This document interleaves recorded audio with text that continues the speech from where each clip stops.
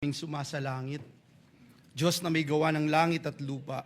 Diyos na nagsabing kung may dalawa o tatlo na nagkakatipon sa kanyang pangalan, siya ay nasa kanilang kalagitnaan. Kami po ay naninikluhod at lumalapit sa iyong trono ng biyaya, hinihingi ng kapatawaran ang anumang kasalanan sa isip, sa salita o sa gawa, kasalanang sinasadya man o hindi. Patawarin niyo po kami, linisin niyo po kami ng iyong banal na dugo na nabuho sa krus ng Kalbaryo at hayaan mong makalapit po kami ngayong araw na ito sa iyong kabanalan. Ipaalala mo po sa amin ang sinabi mo sa aklat ng Salmo, Kapitulo 89, talatang 14. Ang katuwiran at katarungan ang saligan ng iyong luklukan. Ang tapat na pag-ibig at katotohanan ay nauuna sa iyong harapan.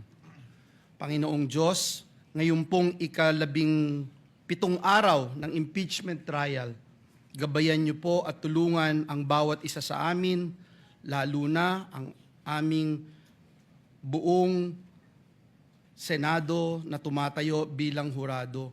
Tulungan mo po kaming pairalin ang katotohanan, katarungan, at katwiran. Ilayo mo po ang bawat isa sa amin sa pagkiling at maging sa pansariling interes upang makapagpasya po kami ng objektibo at may banal na integridad. Hinihingi po namin ang iyong gabay na magbigay sa amin ng puso na may pagpapakumbaba, puso na paggalang, at puso para sa tunay na malasakit at pagmamahal sa aming inang bayan. Lalo na po ngayong mga panahon na ito na marami sa aming mga kababayan ay nakakaranas ng hagupit at epekto ng mga bagyo at habagat.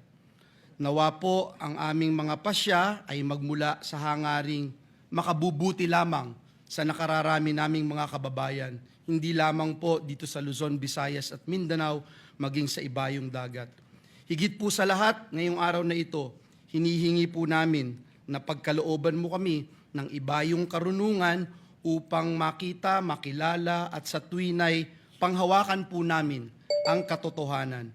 Nawa po ito ay maging gabay namin at batayan namin sa bawat pagpapasya namin. Hinihiling po namin ito sa ngalan ng pinakamataas na pangalan, sa ngalan ng aming Panginoong Hesus, ang lahat po'y makiisa at magsabing Amen.